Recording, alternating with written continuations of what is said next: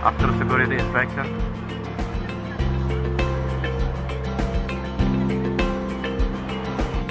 Jadi because our ticket is 24p I mean, so we got to search for the gate, and the gate is like this.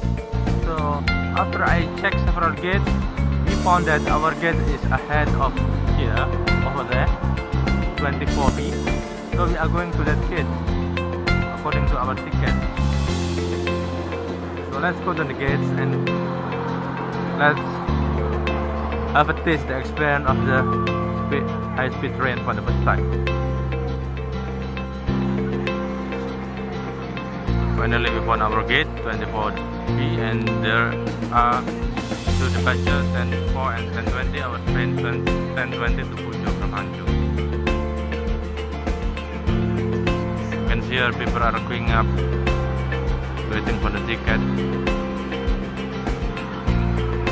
This the boarding room looks like, very big, similar with the airport, but this the high-speed train and medium-speed train. We are going to the train after boarding for a while, and now we are waiting for the train.